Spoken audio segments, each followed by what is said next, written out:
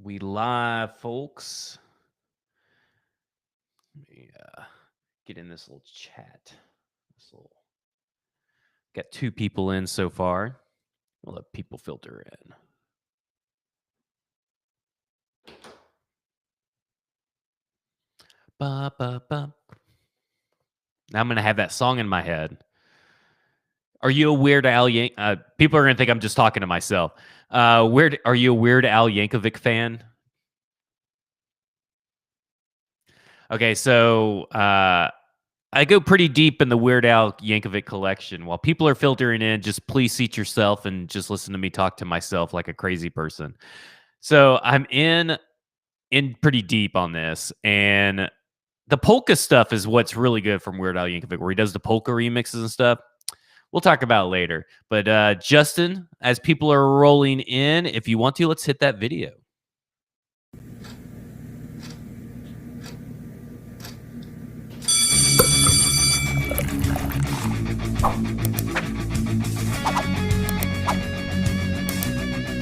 Welcome into the Broadway happy hour.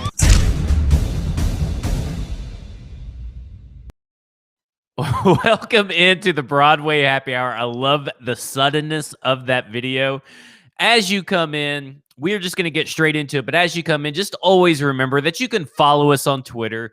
You can follow us at Broadway TN. You can follow us on Facebook at Broadway Sports Media. You can follow me at FWordsPod.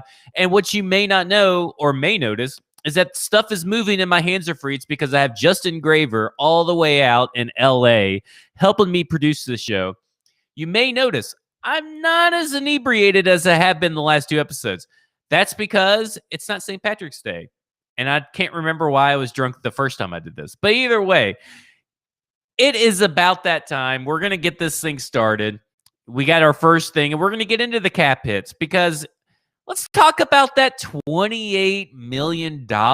Like, this thing blew up out of nowhere. I kind of just, pushed it away. It was brought up to me yesterday morning. I just shoved it to the side. I said, hey, bud, this doesn't really matter. It's the NFLPA. That is obviously incorrect and not updated because it's $14 million more than what we have over on Spotrac, over at Over the Cap. It doesn't even exist. Like that money was obviously something was wrong, right? So I said, push that aside. This morning, I'm in a couple of Twitter conversations and everything before I go on and record Broadway Sports Radio. And sure enough, it pops up again. But it didn't really connect. A little early in the morning, right? I mean, I haven't really woken up, haven't had my Celsius energy drink. I just wasn't really functioning at a high level. And I was like, where did you hear this rumor that there was $28 million? And sure enough, someone, linked us an article and said that, hey, is over on the NFLPA and blah, blah, blah. So I just pushed it off to the side and said, hey, unless there was some restructure that happened, which there wasn't, I don't know where they're coming up with this number. And then the radio show's over. We're done recording. And I see that other people have just run with it and run wild and, getting your hopes up. And, if there's one thing I like to do is crash some dreams, just to shatter your hopes and dreams. It's one of my favorite things to do, is just to bring the reality down on people who just have, it's like the people who think that a couple of years ago, Garrett Bradbury was going to be a lock for the Titans. He's not going to be there when the Titans were drafted. And I kept telling people, it's like J.C. Horn this year. J.C. Horn is not going to be there at 22. You might as well just get out of your system. But I love crashing dreams, shattering them. I mean, just, And so took me 5 minutes, figured out that they hadn't updated that since March 10th. That means any transaction that happened hadn't happened yet. That is wild. And they even, and I get it. I guess if you want to trust DeMaurice Smith and the NFLPA, that they know what they're doing on a website, sure, it says, hey, we update this daily. Do they? Come on. It's the NFLPA. It's basically probably a few interns, and that's it. That's all that's there. I mean, come on. When you see a $14 million difference, I think that kind of should throw up a red flag, a light bulb that says, oh, something is fucking wrong. And it's just wild that it just caught on. Because literally when it was brought up to me yesterday morning, I said, no way. That's not right. Immediately pushed it under the rug. And then I had 24 hours later, it gets brought up again. But it's just insane that unless there was some big restructure, which we'd know, right? I mean, like, if it's a restructure resulting in a $14 million cap hit, I believe that would be huge news. And I know the Titans like to keep a tight lid on stuff. But you're really going to tell me they're going to be able to hide $14 million worth of news? They're going to be able to hide restructuring their star NFL quarterback from Schefter, from Ian Rappaport, from Diana Rossini? I mean, give me a break. I mean, if it doesn't look right, it's probably not right. And I really don't. But, I kind of hate to dash some hopes and dreams that we magically came into $14 million of free money somehow. But it's just wasn't realistic. And it just, you got to stay on top of this kind of stuff when it gets put out there. I mean, you got people breaking the Jayon Brown contract a week later. I mean, like, I get it. Some people aren't into nerd stuff like, comic book movies and, Weird Al Yankovic and, keeping up with contract numbers. But over at BroadwaySportsMedia.com, we have a contract tracker for you where any question that you may have is typically going to be found right there about a contract. And it's going to be found at the moment that the data and information is finalized. Almost never. I mean, we're human, but we're almost never going to have anything up on that particular page that isn't correct. And that's what we strive to do. We strive to give you better information than anywhere else. And we hope that we deliver on that. So hopefully you have subscribed.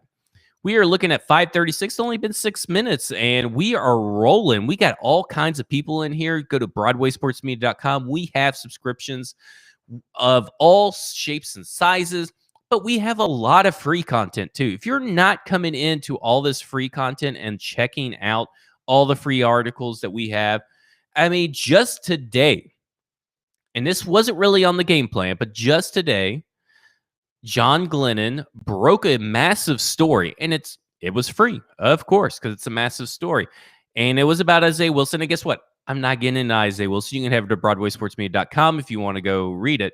But kudos to John Glennon. I don't know how he got onto this path of this story, who his sources were, or how he even found out about, but pretty much nobody else knew about it and figured it out until John Glennon had it. So kudos to John Glennon. He's getting all kinds of love all across the internet, and it is going to be awesome. So before we get into our next segment of talking about the Colts with Ben Wright, he has joined in the little lobbies and a little waiting area. I want to get into this whole Joe Rexrode article that dropped a bomb, and it's all about Reynolds plus Nick Westbrook-Ikhine kind of equals CD84, right? I mean, that is what they basically said in the article, was that they felt that Corey's production in 2020 is a direct result of having a 2K rusher and AJ Brown. Okay, at first you're kind of like, I don't know if that's correct. But then you go back and you remember that back in 2019, that we're talking about a top 5, top 10 offense. Corey Davis only had 601 yards and 2 touchdowns.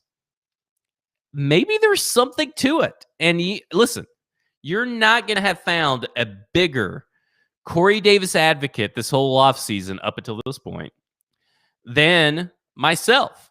I mean, I've been on the radio, been on the podcast, I've been on Happy Hour talking about how we needed to bring CD84 back, how we need to bring Corey back. We need him, right? Talked about it. That's the wide receiver you bring back. He knows the system. He can block. He's perfect for the system. Well, now I kind of, after reading that and kind of see why the stats and kind of see what they're trying to do. I don't know. I kind of think that they may have a point. I mean, let's be honest here. I mean, you all thought they had a point for the longest time until Corey left. Until Corey left, the majority of fans said that he wasn't worth the 5th round pick. He's not worth the tag or the 5th-year option. He's not worth the franchise tag, and he's not worth all this money. Well, he found a team that believes that he's worth all that money. And now that he's getting paid that and he's not on the Tennessee Titans anymore, now you're like, oh, nobody could be Corey Davis. Well, nobody could do that. I mean, I don't know. Kind of seems like, I'm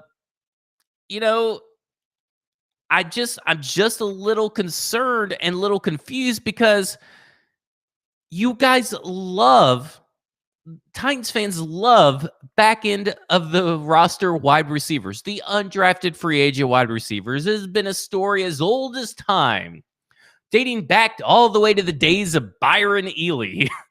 And hey, listen, I was on the Deontay Burnett train. I loved me some Deontay Burnett, on the record saying it, loved him.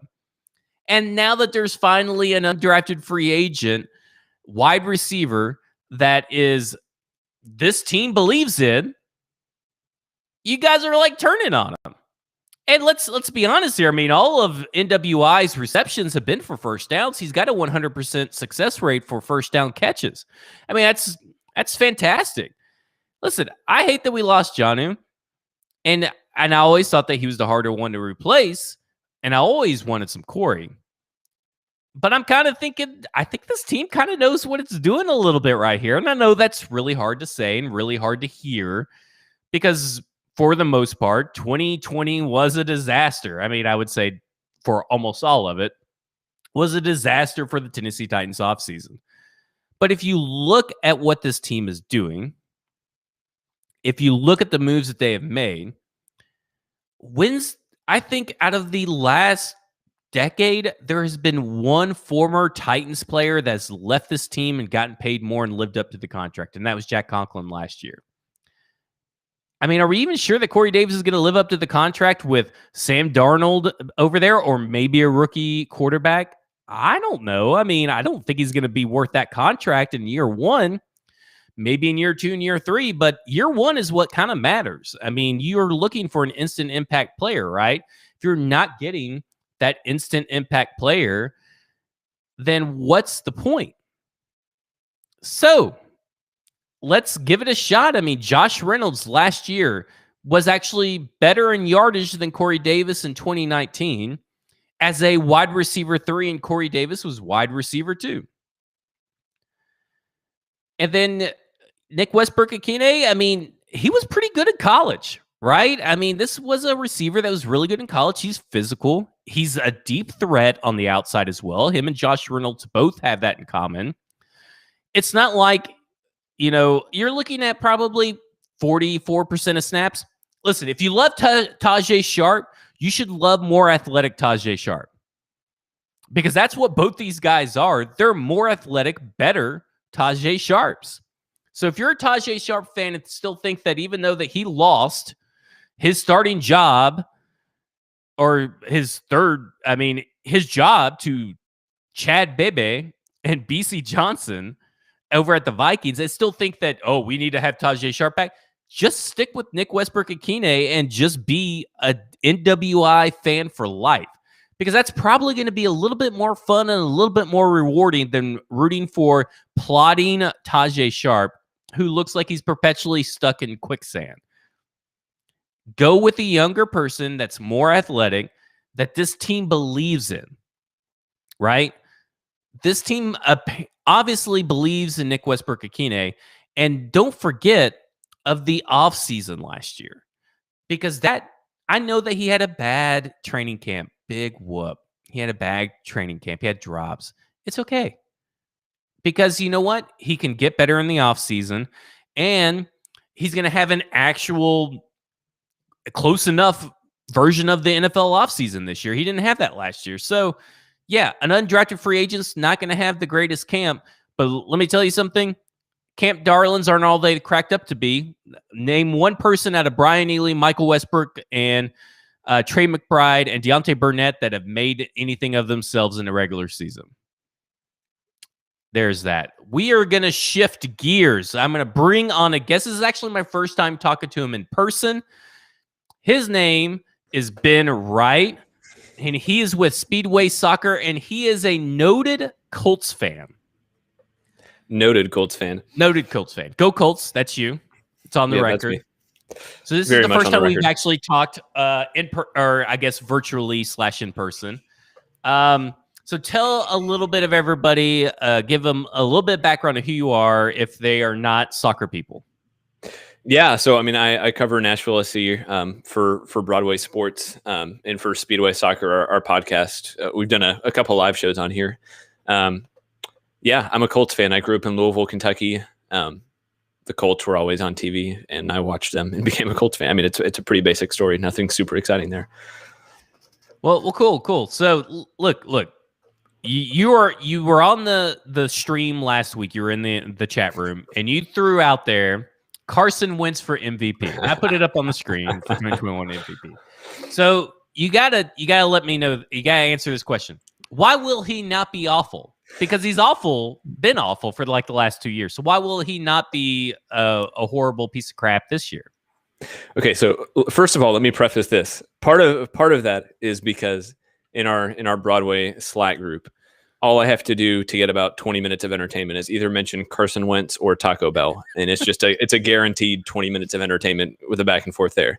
So yeah, I'm trolling a lot, but I mean I think more than Carson Wentz, I have a lot of faith in Chris Ballard and Frank Reich, and I think Reich especially has been competitive with 3 different quarterbacks.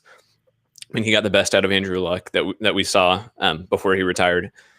Got a lot out of Jacoby Brissett for at least the first half of the season when he was the starter, and then I think he did more than most people expected with Phillip Rivers last year. So I don't know. I mean, if you look at Carson Wentz, he was awful in 2020. I mean, shockingly awful. A lot of that was on him. He had a terrible offensive line that I don't think helped, and at least going into Indy, he won't have one of those problems to deal with. So I think I wouldn't be surprised if he bounces back to some extent. And I also think the Colts don't need him to play an MVP caliber season. They just need a competent quarterback with the rest of the team they have built. So I think there's a lot left to be seen. And I'm curious too if it's going to work out, but I don't think it's going to be a slam dunk bust like a lot of people are saying it will be. Well, do you think that the Colts will at least reach 11 wins again this season, or do you think it'll be less, or maybe even more? You can have more. I think but you can have it. I think 11 is a good target. I mean, they have a strong running game. They have a really good defense. They have still, I think, one of the best offensive lines in the game. So yeah, we'll see. I mean, I think if Wentz plays anywhere close to where he was in 2017, also under Frank Reich, I mean, I think they could potentially be a Super Bowl contender. If he plays 2020, I mean, we could see them winning 5 games. So I don't know. I think there's a lot of wiggle room and a lot still that needs to be figured out. But I think with the options they had, he makes sense. Are you a little concerned about that left tackle spot? I mean, Sam Davey is apparently going to maybe fill that void. I would still assume they were going to draft someone because there have been people that says Sam Davey's the worst football player they've ever seen. So it's kind of wild that left tackle is a hole right now. But I think they address in the draft. I mean, how big of that is that a concern for you, knowing that Carson Wentz needs an offensive line? I think knowing Chris Ballard, it's not a huge concern because he's found ways to pull together an offensive line. I mean, they've gone after it pretty heavily in the draft. I would be pretty surprised if they don't go offensive line early in the draft, maybe offensive line first round, and then go after a wide receiver, because I think that's probably another area where they need help. But I mean, until the season, I think there's a lot of room to fix it before the season starts, and I'm not too concerned yet. Well, you'd mentioned the Taco Bell stuff and all that. So I want to sidetrack a little bit and get into a little bit of food debate, because I mean, there's nothing that anybody loves more than a good food debate, right? I mean, our hot dog sandwiches, pineapple and pizza. So Taco Bell, share with the masses. Are you pro or against Taco Bell? Depends on what my other options are. If Taco Bell is the only thing I can go with, I'll go with Taco Bell. But yeah, I mean, where we live in Nolensville, there is a West Coast taco shop, basically equidistance to my house, and that place is legit. Their carne asada fries are some of the best things I've had since I moved to Nashville. And what's this place called? Because I need to write this West down. Coast Taco. It was used to be Oscar's Taco Shop, and I know at least 2 or 3 of them rebranded. So it's West Coast Taco Shop on Nolensville Road. I'm all into some French fries with steak on them. So you got me there. So Whataburger is another big one that everybody likes to talk about, and I find it to be Sonic on basically just Sonic drive-through. Are you a Whataburger guy? Yeah, I've never had it. I can't give an opinion. All right. Just wanted to take a little detour. T.Y. Hilton signed with the Colts today.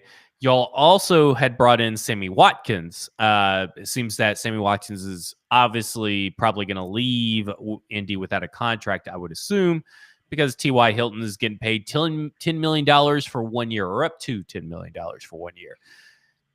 His nickname is the Ghost. That's probably because he disappears in a lot of games, but only haunts the Tennessee Titans. So how do you feel about T.Y. Hilton coming back? Do you think it's a more nostalgia push that could end up hurting your team because of an allocation of resources? Or do you think it's an actual help for you guys? I mean, with the cap space they have, $10 million isn't a huge hit for the Colts, especially since it's just on a $1 million a 1 year deal. They won't have to really start paying for a lot of Wentz until next year. So I think they have some wiggle room there. And given the other receivers they have in the available options in free agency, I don't think it's a bad move. Hilton's not going to be the number 1 receiver, but I don't think they need him to with Pittman this year, hopefully staying healthy. So I think if he can, there's been talk of him moving into more of like the preferred slot role. And I could see him kind of thriving in that with hopefully a little bit better quarterback play and also more health. But they're also going to be getting Paris Campbell back, who I think is another pretty high upside guy who was hurt for a lot of last year. And then, it's a super deep draft this year. So I think they'll probably go second or third round and look to get another receiver. But I think it just makes sense to have a veteran guy like Hilton, who, even when he's gone missing, and I think it's clear that his best years are behind him, I think he can still contribute and be maybe not the number 1 receiver, but I think he can be a pretty good complementary piece. Now, you're a Colts fan, so obviously you're in the same division as Tennessee Titans.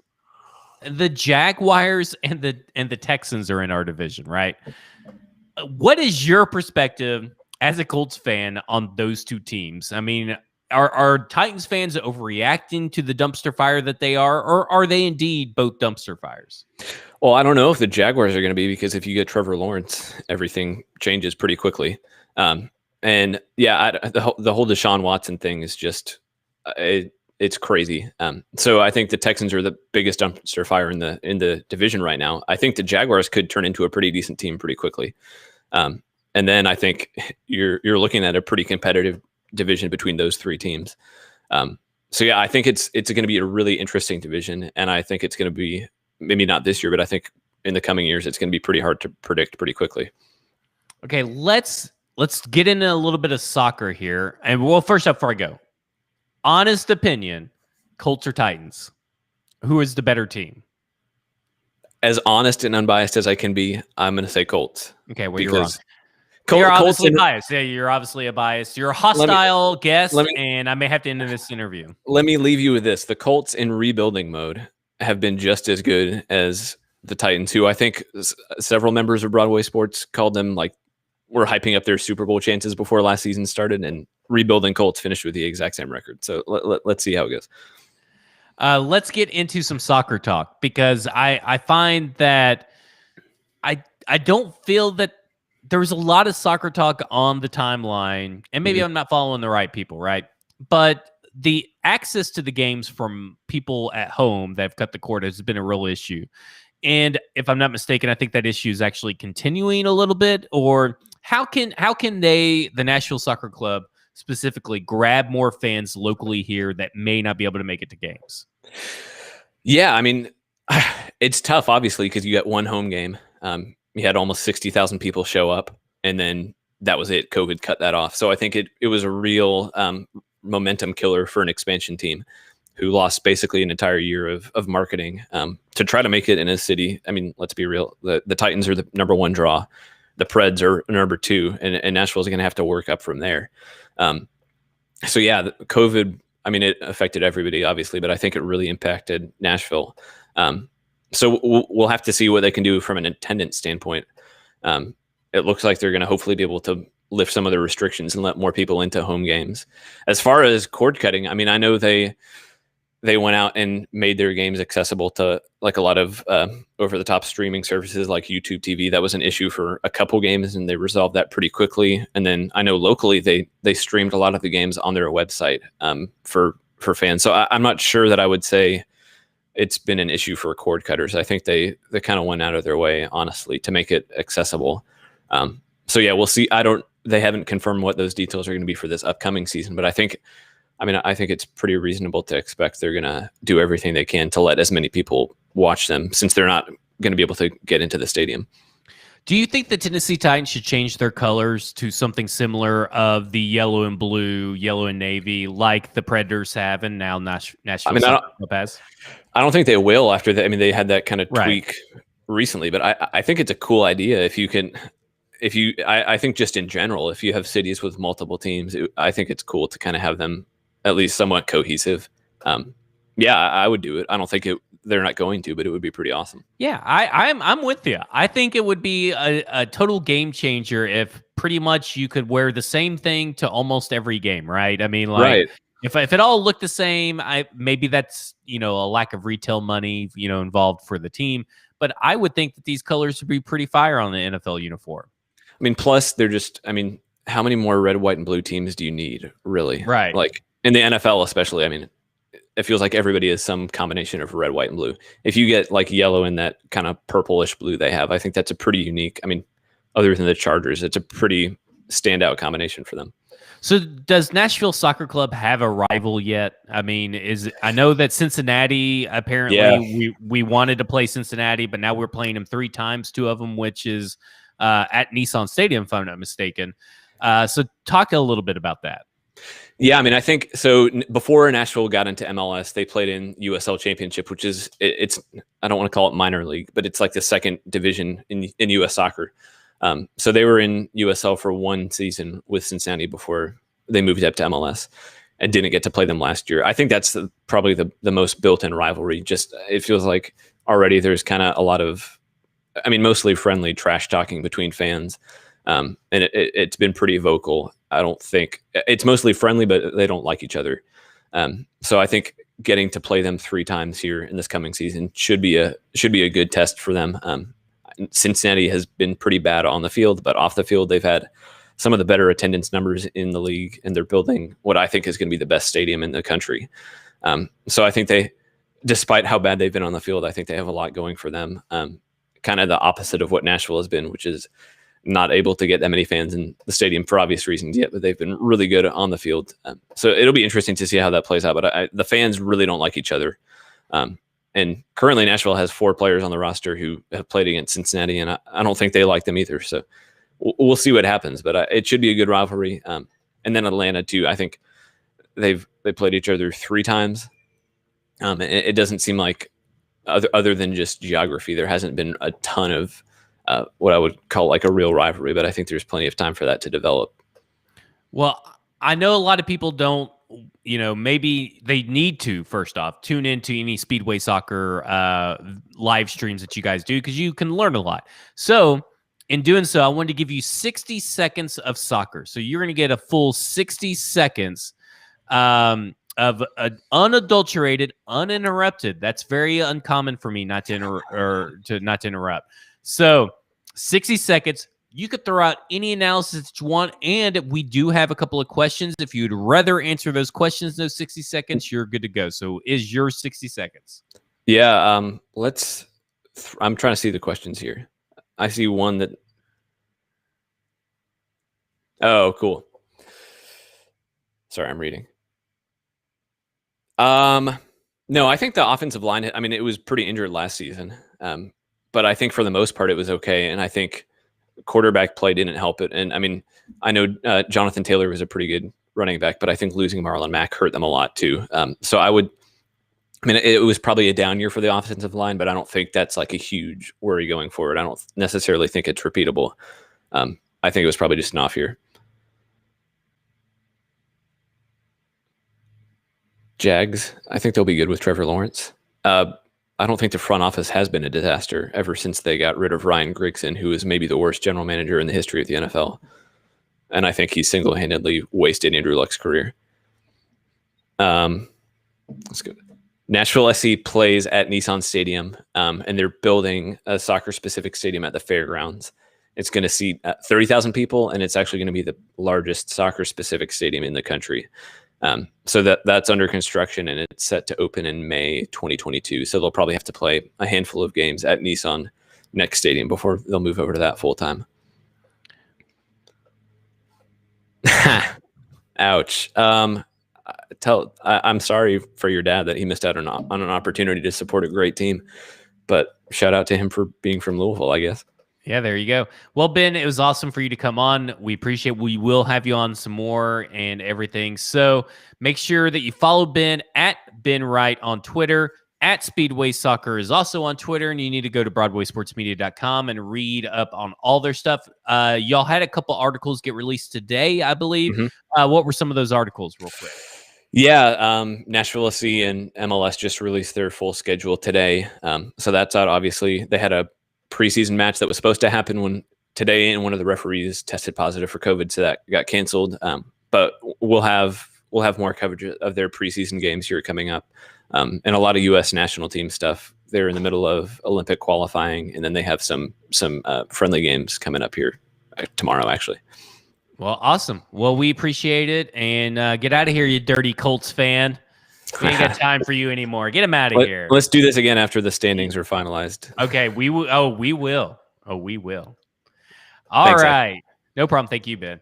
Okay, so first off, we need to get some shares because this is the part that everybody's going to want to be in, and this is going to be the part that everybody wants to listen to. So take the three little dots at the bottom and share, whether you're on Facebook, YouTube, I don't really know. Just share it out because this is the part that everybody needs to hear. It's going to be the real dirty part. It's really going to piss you guys off. And that's okay. I'm here to be me, right? Like what I'm about to tell you, I truly believe. And in fact, I'm ready to open up that can. So let's get to the next topic, and it's going to really hurt. And I'm sorry. $13 million man, Adoree Jackson. What a ridiculously dumb deal by the New York Giants. Are you kidding me? In a market in a year when you can get people for so cheap, you pay for a defensive back like Adoree Jackson. And granted, with James Bradbury across the way, he's going to be probably pretty good. But you're going to pay him $13 million a year? Why? First off, you didn't have to, because I don't think the Eagles could even afford that. So you're essentially, I don't know, outbidding yourself on the long-term contract that Adoree Jackson is somehow going to be fully recovered from this injury that is a sprinter's injury and a track star kind of injury, which Adoree Jackson was. So it's probably going to come back and at some point. And you're going to pay him $13 million. And this goes into a little bit of the romanticizing of Adoree Jackson. People are like, oh, why didn't we trade him? If someone's willing to pay him $13 million, why didn't we trade him? Well, first off, it's $13 million per year. That's fine. And it's probably going to come in, I think, roughly around $7 million in 2021. That's not too expensive. It's the later years that's expensive. But he was guaranteed $10 million no matter what the day before we cut him or the day after we cut him. No team's going to trade for a $10.2 million contract right now. They would never do that. I am shocked that someone would pay Adoree Jackson $13 million right now because, I mean, when you look at it, what has he done? He wasn't a particularly good, or let's see, he was a good cornerback. And it's funny because, I mean, the people who are wishing that Adoree Jackson never left are the same people who probably called him burnt toast on a regular basis, right? Always getting burnt. But look at the stats from 2017 to 2020. This is 4 seasons of actual stats. 2 interceptions, 33 passes defended, 96.8 career passer rating allowed. Those aren't great stats. 2 interceptions from 2017, 2020. There are almost 180 more defensive backs, including safeties, defensive backs with more interceptions than him.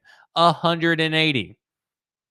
180 players. Can you even name 30 players right now that are defensive backs? I mean, that's insane. And that's according to StatHead at ProFootballReference.com. That is an insane stat. 2 career interceptions. Okay, Zach, interceptions aren't all that big of a deal. You're making too big of a deal. Okay, whatever. 33 passes defended. That ranks him 38th. And he's getting paid like he's a number 1 corner.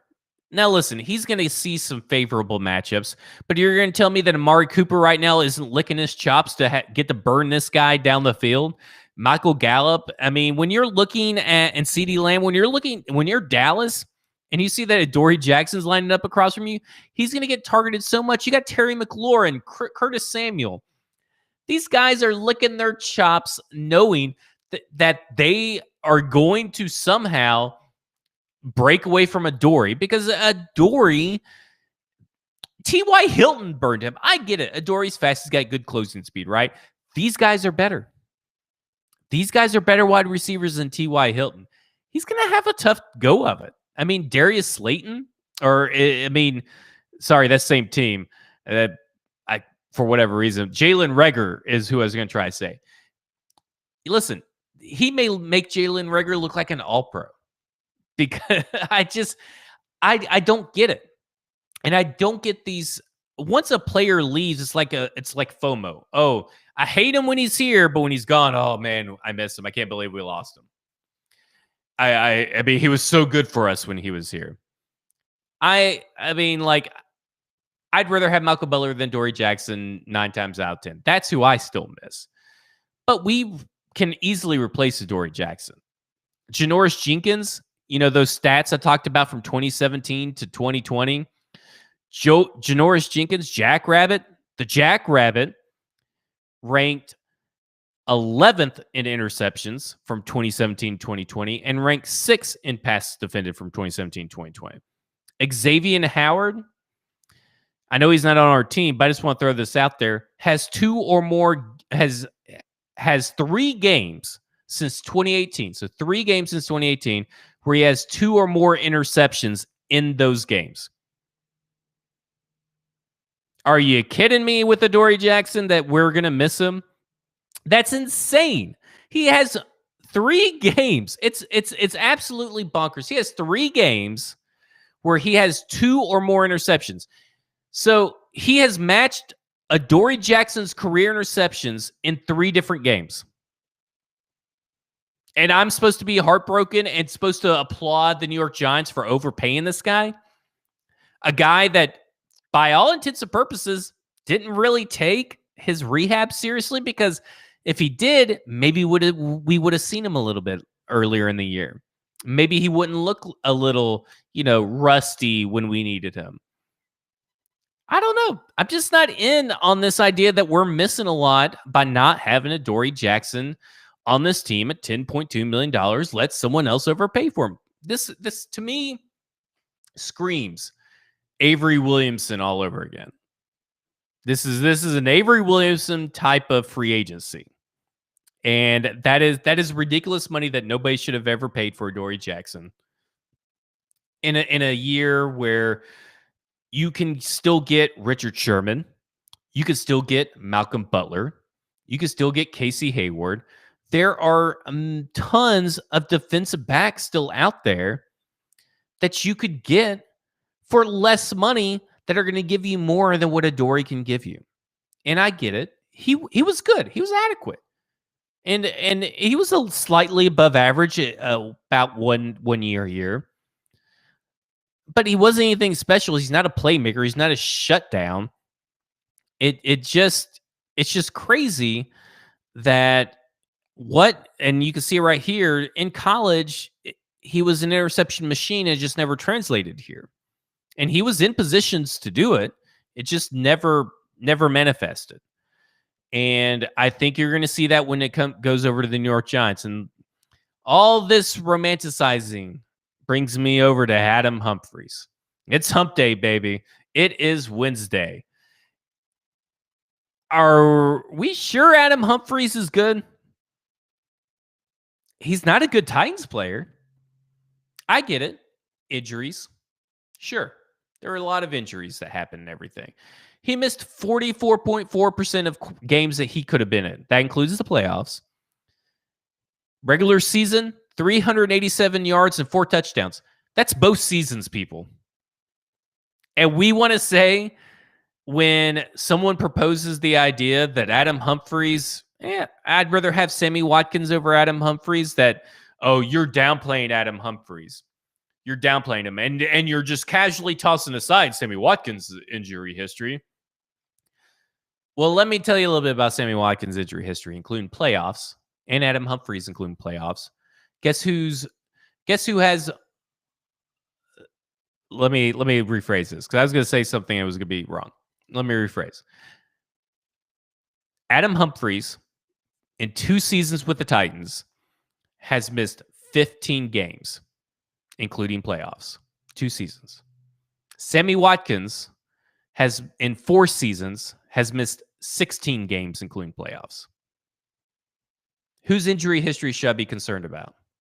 Probably the guy who misses 44.4% of the games since he's been in the league, or since he's been with the Titans. And you're telling me that Sammy Watkins can't match 387 yards and 4 touchdowns in 1 season in an offense that would probably feature him a little bit more? Give me a break. Like, romanticize. You guys hate Nick Westbrook-Ikine, but you're going to romanticize the guy who's got you 4 touchdowns, 387 yards. Sure, that 1 touchdown versus Chiefs is awesome. But there's 30,000 other guys probably in the league that could have done it. Let's be honest. It wasn't anything special. And then you got your first downs, right? So the last 2 seasons, he's had 34 catches that have resulted in first downs. Well, the last 2 seasons, Anthony Firkser has had 40. It's all easily replaceable. Listen, I'm about to go on a fishing trip down in Florida. This Florida trip will mark 2 years almost since we've signed Adam Humphries. Because when the Titans signed Adam Humphries, I was down in Florida. And I was ecstatic. And it was awesome. I was so happy that Adam Humphries was going to be a Tennessee Titan. He was going to be that guy that got this offense rolling like nobody else. And he was going to get 700-something yards and a bunch of touchdowns in that first year. A.J. Brown, Corey Davis, Adam Humphries. Woo! Well, if you take Corey Davis and Adam Humphries and add them together, you still don't get 1,000 yards. And that's in 2019. Give me a break. These fans got to understand you can appreciate a player, but want that position to be upgraded, right? And that position of wide receiver 3 could be easily upgraded. It's not hard. Now, whether the Titans do it or not, that's a little bit different story, but I think they will. I think they will upgrade it in some way, some form, and whether it's in the draft or maybe it's still another free agent pick left to be decided. But Marcus Johnson's already replaced Khalif Raymond. I mean, Adam Humphries is still without a job. There's not a lot of... Listen, your top 100 lists or top free agents available at wide receiver don't even have Adam Humphries on them anymore. So we got to stop clinging to these things that don't matter anymore. These players that do not matter anymore that were good at their times with the Titans. Just because he was good right before he signed and right before he became a Titan doesn't mean that he was good during his whole time here. And that's the problem. It's romanticizing. It's time to put an end to it. We got 15 minutes left. I'm going to bring on my producer extraordinaire, Justin Graver, you know him as at Titans Film Room on Twitter. We are going to talk about what did we learn today? Because, I mean, it's been 45 minutes. We got beer. I don't know. What are you drinking? I'm drinking a North Coast Brewing Company Prankster Belgian-style gold ale. Somebody brought this to my apartment for a party, and it's been in there for a year, so I'm drinking it. Well, they pranked you because you're probably going to have the shits later. So it's been in there for a year. And so let's get started. What did you've been sitting back there in the background. What did you learn today? What is something that you are going to take away from this happy hour? I learned that, Zach, you are really good at reacting to something in the moment, feeling terrible about it, thinking about it for a few days, and then finding the optimistic side. And I think you and I have that in common. But from everything I've heard tonight, Adoree Jackson shouldn't be too hard to replace. Corey Davis shouldn't be too hard to replace. Adam Humphries should. I mean, the Titans, they're better than the Colts still definitively, in your opinion, which I agree with. I don't think this is a well-run team. We're fans of a well-run team, so we don't have a whole lot to be concerned with. And I think that you're going to see them continue to address the needs they need to address. Yeah, I think that's kind of where I land is that, we talked about on the radio today because Lebowski asked, do you still feel there's some holes or who are they going to sign? But I do. I think they're going to sign a couple of players. But when you look at the list of players they have to choose from now 2 to 3 weeks into free agency, it's a deep list of talented veterans. I mean, Melvin Ingram is still out there, right? Who would have thought that right now Melvin Ingram would be available for the Titans if they wanted him? I mean, that's crazy. Richard Sherman's still out there. I mean, there are players that are out there, and the Titans are just biding their time. And listen, there's 31 other teams biding their time as well. But they're biding their time and just got released today. Yeah. I mean, they're just biding their time and just, they're going to get players at this stage of free agency. They're going to be like, I cannot believe that guy's in two-tone blue at that price. And that's what John Robinson does. And at this point, sure, I hate Kevin Johnson. I don't want Kevin Johnson anywhere near the field. But I'm with Big Mo. I'm excited to see the post-draft free agency signings, but I'm also excited to see free agency signings, that are going to happen here in the next 2 weeks because I think there's going to be more. I do too. What would you say they have in cap space right now? About 5 or 6 million, which is not a whole lot. Yeah, if you take into account what you project maybe Josh Reynolds and all those guys to have, I would say that they may have 8, right? Maybe. I mean, it's 5 guys and maybe 8 and late left. And so they could probably restructure Tannehill and free up 20 million or so with the flip of a switch, essentially.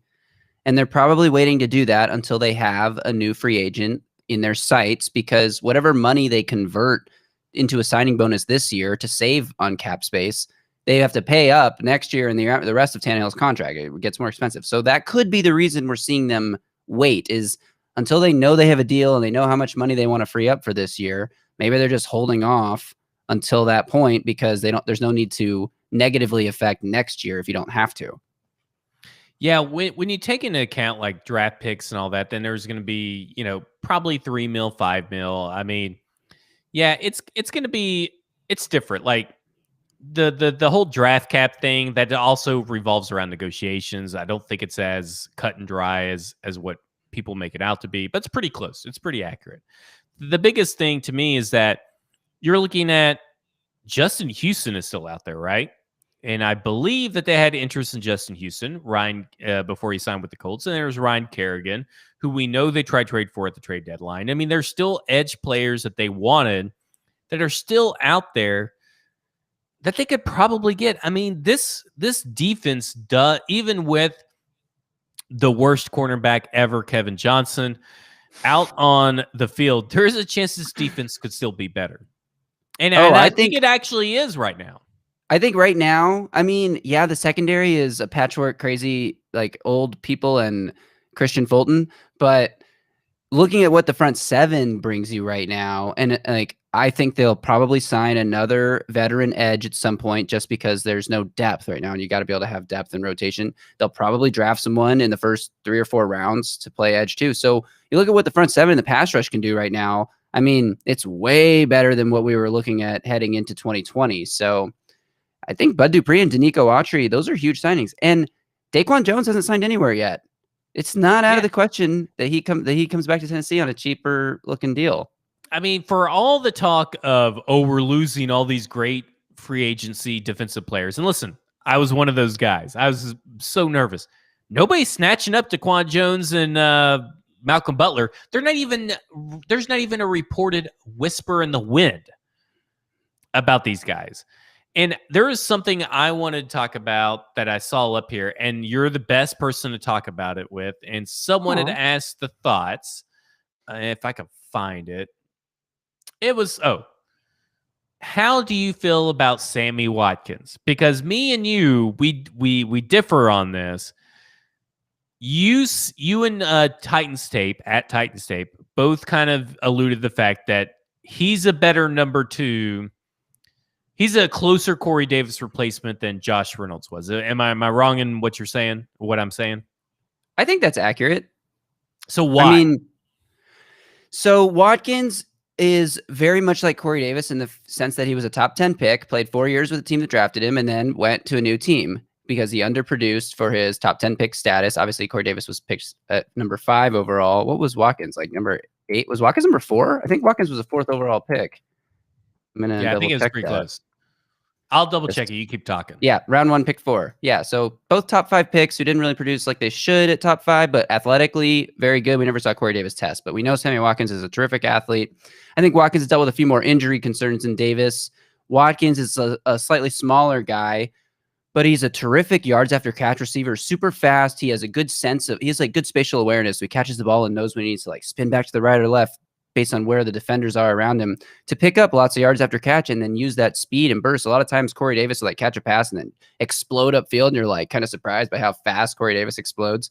I see that a lot in Sammy Watkins' game too. Obviously he's older, and what I think he does better than Davis is track the deep ball. There were one of the first deep targets he had in Los Angeles, obviously in the same West Coast offense the Titans are probably going to be running this year.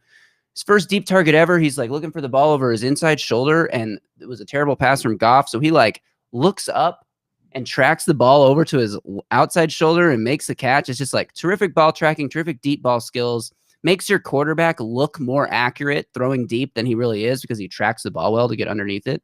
So I think he can run that deep game, the go routes and the deep post game that the Titans run in their West Coast offense to free up A.J. Brown on the underneath routes. And he also runs those little dig routes, catches the ball with space around him, and can explode for yards after catch. I think he's going to be a perfect Corey Davis replacement. He's probably not as good in contested catch situations. One of the things Titans receivers were amazing at the last 2 years since Ryan Tannehill took over, that completion percentage over expectation. Ryan Tannehill's been first or second in the league the last 2 years. A lot of that's on the receivers making catches in situations where the computer model or whatever says that most of the time those are not caught because of how close the defender is and whatever else. So that contested catch thing, Corey Davis was really good at. The Chargers game when Tannehill's first start comes to mind with Corey Davis like making catches all in traffic and stuff. I don't know if Watkins has that same ability, but Josh Reynolds is pretty good in that situation. So there's been reported interest that the Titans have in Watkins. Nothing's actually come down the pipe yet. I tend to think that account is totally bullshit because they have 600 followers and they just tweet things that might happen and then delete the things that didn't happen, right? Most likely. But I do think it would make sense for the Titans standpoint to go get Watkins, pair him with Reynolds, and fill your wide receiver 2 with a combination of both, especially since Watkins has dealt with injury history. You don't want to rely on him to be your only reliable number 2. But if he's wide receiver 2 and Josh Reynolds is wide receiver 3, and you have a high drafted rookie to start the season, those 4 plus Cam Batson and Marcus Johnson, now you have a legitimate NFL receiving group that I think can be potentially even better than last year's. Well, I want to talk about something. Devontae Smith. So I put out a tweet probably, I think it was on Saturday. And I said, call me crazy, but I'm looking at every team that's drafting ahead of the Tennessee Titans.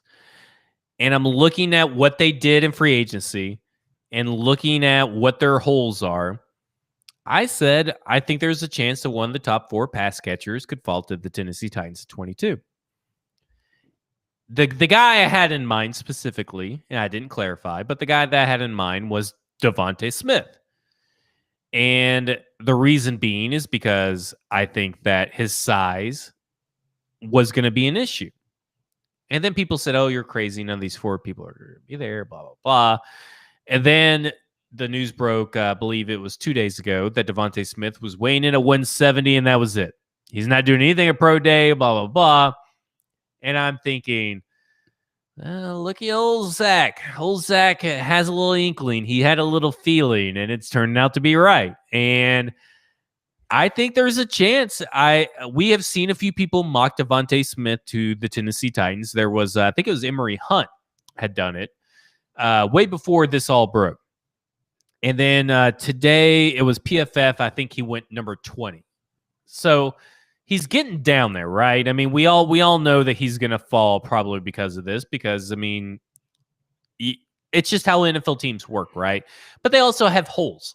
Are they going to spend it on a 170-pound wide receiver who's going to be awesome, in my opinion?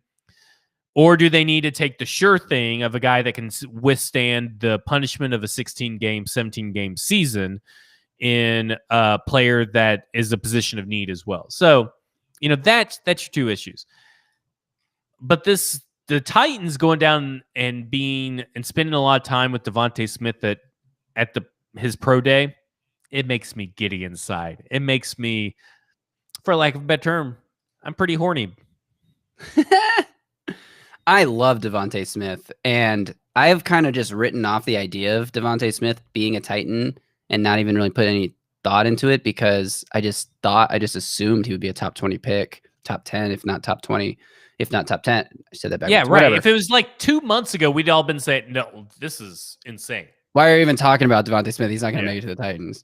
I mean, it depends on what kind of receiver draft it is. 2017, Corey Davis's year, 3 guys go in the top 10, and none of them should have been top 10 picks, frankly. I mean, especially not John Ross, but Corey Davis and Mike Williams. I mean, those guys contributed like 2nd and 3rd rounders in their career so far. Then you look at the 2019 draft, you only had the first receiver was Marquise Brown, drafted at 25 overall. Only 1 receiver in the first round at all. A.J. Brown, Deebo Samuel, DK Metcalf all go in the 2nd round, and all those guys had tons of pre-draft hype. I mean, everyone talking about DK Metcalf, obviously the 40-yard dash. Everybody loved Deebo. Everybody loved A.J. Brown. Those guys didn't go until the 2nd round. Then we have 2020 draft.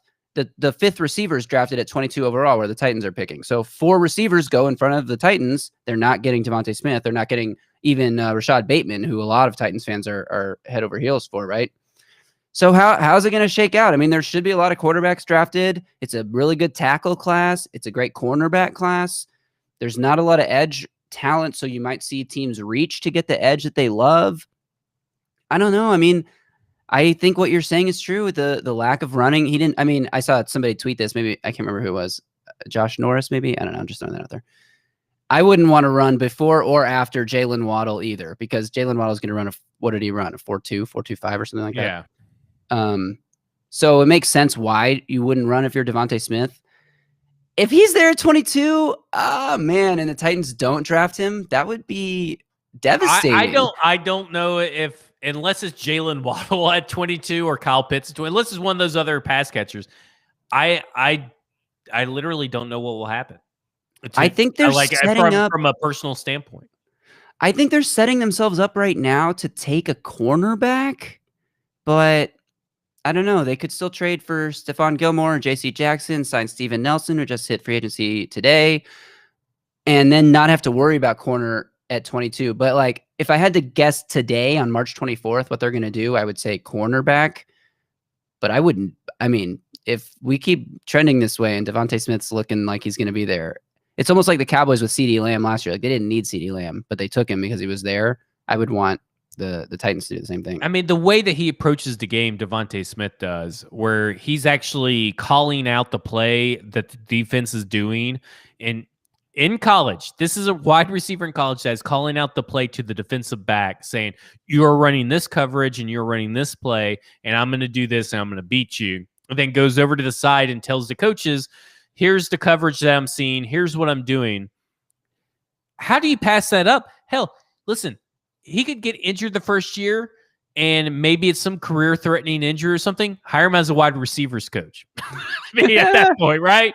I mean, like, I don't know. You're investing in a long-term future of probably one of the next great wide receiver coaches. Like, you cannot pass up Devontae Smith at 22. It's a no-go. Everyone says he is out of this world in terms of football smarts and intelligence and approach. Somebody said approaches the game like a 10-year pro. I mean, these are the kind of guys the Titans need to be spending first-round picks on after Isaiah Wilson's disastrous whatever the hell the last year was for his life. The guys who are already treating it like they're pros, I don't care what position you play, get good football players on the team. Don't necessarily just draft the position of biggest need. If Devontae Smith's there, I mean, I absolutely adore watching him play football. It would be awesome. And as an Alabama fan, obviously, I'm a little bit biased, but I think as just a general football fan of the Tennessee Titans and of good football players, you should be biased towards Devontae Smith on the Tennessee Titans. You just should. Let's go to this Jarrell Casey question just real quick. It's the last one. Would you take him back? I would rather pay Daquan Jones or just risk it with Tierra Tart, to be honest with you. There's no reason to bring him back. I'm sorry, unpopular opinion. Did you guys hear Jarrell Casey's name be called for any good reason at all last year? I mean, didn't he get hurt midseason and then the Broncos cut him after 1 year after the Titans traded him to get out of a $10 million deal and didn't really miss him? I know the Titans didn't have a pass rush last year, but I mean, that was a classic. Hey, listen, even with Jarrell Casey, they still wouldn't have had a pass rush last year. That was like a classic Belichick move by John Robinson to say, we're just going to get out of this now while you still have trade value, because if they waited a year, they'd be doing what the Broncos did, which is cut him with years left on the contract. And don't forget, they turned that 7th-round pick into a 6th-round pick. And then they were able to trade a different 6th-round pick to Desmond King because they had that 6th-round pick. And they may get compensatory picks because they traded for Desmond King and other people may sign higher. So that 7th-round pick could actually, in some weird chess move strategery, turn into a 3rd-round or 4th-round pick. You just never know. That's why you don't judge. It's like that guy who traded a paperclip for a pencil and a pencil for something else and eventually traded all the way up to a house, right? You just keep trading up. Just keep trading up. Just keep trading up. That will do it for Broadway Happy Hour. Brevin Jordan will be better than Jonnu. Well, let's hope the Tennessee Titans draft him in the 2nd round because he will not be there in the 3rd round, more than likely. For BroadwaySportsMedia.com, for at Titans Film Room, Justin Graver over here. I am Zach Lyons. You can follow me on Twitter at FWordsPod. We appreciate you joining with us on this happy hour. This has been the Broadway Happy Hour, and cheers to you. And let's get that video one more time, huh? We'll go out on that. How's that sound? Let's do it. Cheers to you too.